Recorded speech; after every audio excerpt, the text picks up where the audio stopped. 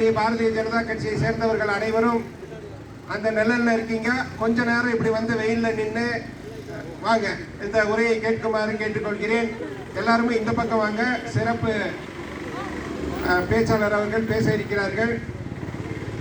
அடுத்து மரியாதைக்குரிய நந்தகுமார் அவர்கள் சிறப்புரையாற்ற இருக்கிறார்கள். பாரத் மாதா கி ஜெய். அன்புக்குரிய பெரியோர்களே, தாய்மார்களே, அன்பு சகோதர சகோதரிகளே, இன்றைய தினம் தமிழகத்தில் இருக்கக்கூடிய 20,000க்கும் மேற்பட்ட இடத்துல ஒரு தெருமுனை பிரச்சாரம் துவங்க வேண்டும் என்று தமிழக பாரதிய ஜனதா கட்சியினுடைய தலைவர் சட்டமன்ற உறுப்பினர் திரு நயினா நாகேந்திரன் அவர்களுடைய அறிவுறுத்தலின் பேர் முன்னாள் மாநில தலைவர் திரு அண்ணாமலை IPS அவர்களினுடைய வழிகாட்டுதலின்படியும் வேட்பாளராக இருந்து என்றுமே உங்களுடைய மனதிலே இருந்து கொண்டிருக்கின்ற மதிப்புக்கும் மரியாதைக்கும் உரிய மத்திய இணையமைச்சர் டாக்டர் எல் முருகன் அவர்களினுடைய ஆசீர்வாதத்துடனும் இந்த கூட்டமானது, இந்த தெருமுனை பிரச்சாரமானது ஏற்று நடத்தி கொண்டிருக்கின்ற 3 பூத்துகள், அதாவது 62, 66, 69, இந்த 3 பூத்துகளை சேர்ந்தது ஒரு சக்தி கேந்திரமாக பாரதிய ஜனதா கட்சியினுடைய நிர்வாகத்தில் இருக்கின்றது. அதனுடைய தலைவராக இருக்கக்கூடிய திரு ரவி அவர்களினுடைய தலைமையிலே இந்த கூட்டம் நடந்து கொண்டிருக்கின்றது. முன்னிலை வகித்துக் கொண்டிருக்கின்ற மாவட்டத்தின் சீனியர் காரியகர்த்தாக இருக்கின்ற திரு நஞ்சுண்டன் போஜராஜன் அவர்களையும், அண்ணா திராவிட முன்னேற்ற கழகத்தினுடைய நகர தலைவர் திரு கிச்சு நஞ்சு அவர்களையும், நமது பாரதிய ஜனதா கட்சியினுடைய நகர தலைவர் திரு கமல் அவர்களையும், பாரதிய ஜனதா கட்சியினுடைய முன்னாள் மாவட்ட தலைவர் திரு மோகன்ராஜ் அவர்களையும், கணேஷ் சீனியர் நம்முடைய முன்னாள் காரியகர்த்தா அவர்களையும், அன்பு பரமேஷ் நல்லணி மற்றும் இந்த கூட்டத்துக்கு திரு தாயம்மா அவர்களையும் அனைவருடைய பெயரையும் சொன்னதாக உங்களுடைய அன்பான மனதிலே நினைத்துக் கொண்டு தலைவர்கள் பேசும் பொழுது இந்த திருட்டு திமுக அரசாங்கத்தினுடைய அவல நிலைகளை பற்றி மிக தெளிவாக நமக்கு எடுத்துரைத்தார்கள். ஒட்டுமொத்த தமிழ்நாட்டில் என்ன நடக்குது, இந்த பகுதியில் என்ன நடக்குது, அப்படி எல்லாம் தெரியும். அப்படி குறிப்பாக இந்த 3 பூத்துகள்ல கிட்டத்தட்ட 760 வீடுகள் இருக்குது. 760, 3 பூத்துகளையும் சேர்ந்து 760 வீடுகள் பக்கம் இருக்குது. அந்த ஒவ்வொரு வீட்டில் இருக்கக்கூடியவர்களும் பாரதிய ஜனதா கட்சியினுடைய தேசிய ஜனநாயக கூட்டணியினுடைய அரசாங்கத்தினால், மத்திய அரசாங்கத்தினால் கிடைக்கக்கூடிய லாபங்கள் என்ன, இந்த 730 வீடுகளில் இருக்கக்கூடிய வீடுகளுக்கு இந்த தமிழகத்தை ஆட்சி செய்து கொண்டிருக்கின்ற திருட்டு திமுக அரசாங்கத்தினால் என்ன பாதிப்புகள் ஏற்பட்டிருக்கின்றது என்பதை பற்றி எல்லாம் வீடு வீடாக, வீதி வீதியாக சொல்லுவதுதான் இந்த ஆர்ப்பாட்டம், இந்த கண்டன தெருமுனை பிரச்சாரத்தினுடைய நோக்கமாக இன்று துவங்கி இருக்கின்றது.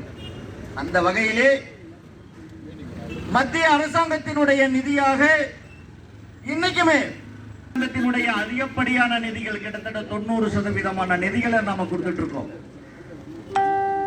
இந்த மாநில அரசாங்கத்தினுடைய நிதி ரொம்ப கம்மி. அதே மாதிரி ஒவ்வொரு காலகட்டத்திலுமே குறிப்பாக தலைவர்கள் சொன்னாங்க, நரேந்திர மோடி அவரோட வங்கி கணக்கு போனாங்க, அவங்களுக்கு செலவுக்காக கொடுத்தாங்க. ஒவ்வொரு வீடுகளுக்கும் இருக்கக்கூடிய ஒவ்வொரு உயிர்களுக்கும் பாதுகாப்பாக இருக்கக்கூடிய கொரோனா என்கின்ற தடுப்பூசியை தந்து கண்டுபிடித்து கொடுத்த நமது பாரத பிரதமர் நரேந்திர மோடி, மத்திய அரசாங்கம் அப்படிங்கிற மாற்று கருத்தே கிடையாது. இன்னைக்கு நாம எல்லாம் சந்தோஷமா உயிரோட வாழ்ந்துட்டு இருக்கிறோம் அப்படின்னு சொன்னோம்னா, நம்மளுடைய பாரத பிரதமர் அன்னைக்கு பிரதமராக இருந்ததுனால கொரோனா காலத்துல இன்னைக்கு நாம இருந்துக்கிறோம்.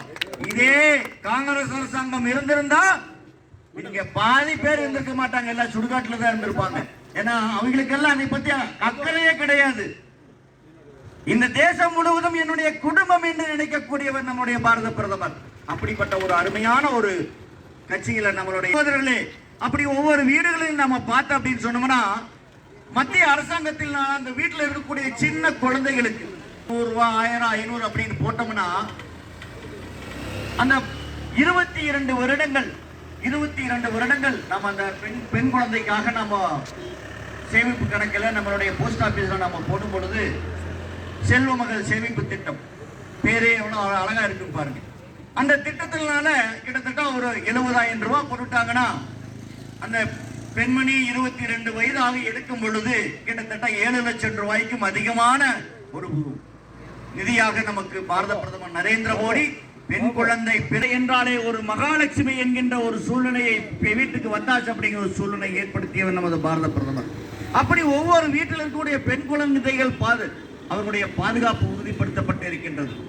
ஒவ்வொரு வீட்டில் இருக்கக்கூடிய தொழிலாளிக்கு ஸ்டார்ட் அப் இந்தியா அப்படிங்கிற ஒரு தொழில் செய்யக்கூடிய இந்த வீதியில எத்தனை கடைகள் இருக்கின்றது, அந்த கடைகள் இருக்கக்கூடிய ஒவ்வொரு கடைகளுக்கும் எந்த விதமான செக்யூரிட்டியும் இல்லாம 10,000 20,000 1 லட்சம் ரூபாய் வரைக்கும் 10 லட்சம் ரூபாய் வரைக்கும் இன்னைக்கு இருக்கக்கூடிய 20 லட்சம் ரூபாய் வரைக்கும் இன்னைக்கு அவர்களுக்காக கடன் உதவி கொடுத்து கொண்டிருக்கின்றது நமது பாரத பிரதமர்.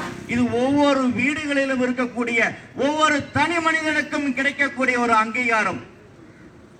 அப்படி அவருடைய தனிப்பட்ட முறையிலே அந்த வீட்டில் தனி மனிதன் தொழில் செய்து இந்த தேசத்தை வல்லரசாக்க வேண்டும் என்பதிலே தெளிவாக நம்முடைய பாரத பிரதமர் நடந்து கொண்டிருக்கிறார், செயல்படுத்திக் கொண்டிருக்கிறார்.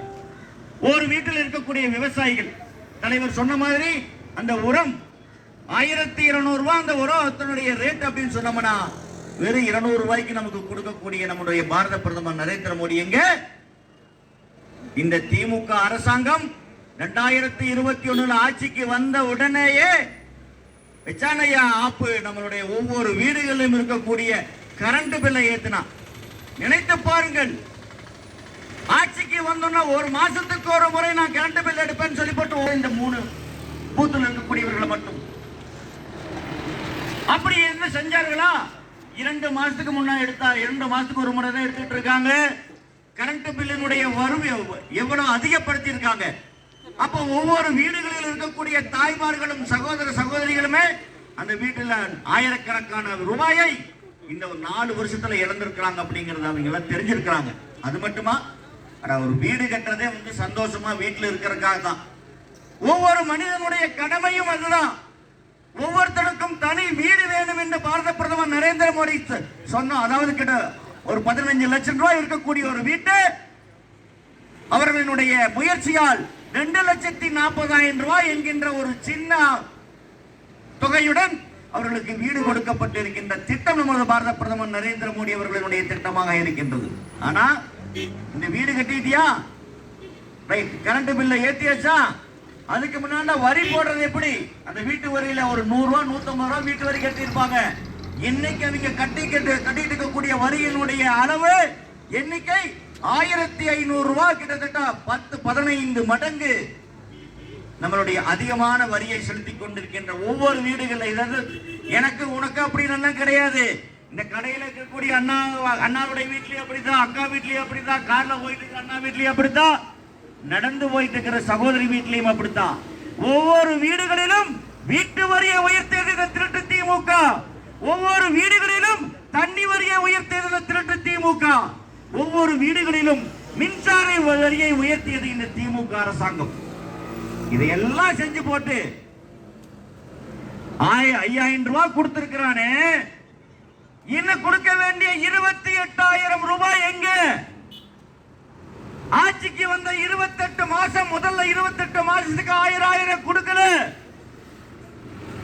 அப்ப இன்னைக்கு 5,000 ரூபாய் கொடுத்துட்டு அந்த 28,000 ரூபாயை கொள்ளையடிச்சுட்டான் அப்படிங்கிறது நம்ம எல்லாத்துக்குமே தெரியணும். அப்ப நீங்க கேட்க வேண்டியது, அம்மா எல்லாரும் கேளுங்க, எனக்கு ஒன்ன வர வேண்டியது 28,000 ரூபாய் வர வேண்டும். ஸ்டாலின் அவர்களே, மக்களை ஏமாத்தி நீங்க ஸ்டாலின் அப்படின்னு சொன்னாலும் திமுக அப்படின்னு சொன்னாலும் விஞ்ஞான பூர்வமான திருட்டு. ஆரம்பத்தில் 28 மாசம் 28,000 ரூபாய் கொடுக்காம கடைசியில் 5000 ரூபாய் கொடுத்து ஓட்டு வாங்க நினைச்ச மக்கள் எல்லாம் என்னை இழிச்சவாய்க நினைச்சிட்டியா? இங்க இருக்கக்கூடிய மக்கள் ஒவ்வொருமே தெளிவானவர்கள். இன்னும் 20 நாட்கள் இருக்கின்றது, தேர்தல் அறிவு இருக்கு, 20-25 நாள் இருக்கு அப்படின்னு சொல்றாங்க. அதுக்குள்ள இந்த தமிழகத்தை விட்டு தொடரும். ஏற்கனவே நீ தோத்து போறது முக்கிய உண்மைதான், அதுல ஒண்ணு மாற்று கருத்தே கிடையாது. ஆனா இந்த 28 அதுல திமுக காரனுடைய வீட்டுகளுக்கு கொடுக்க வேண்டும், 28,000 ரூபாய் கொடுக்க வேண்டும், 28,000 ரூபாய் ஒவ்வொரு மகளிருக்கும் வீடுகளுக்கு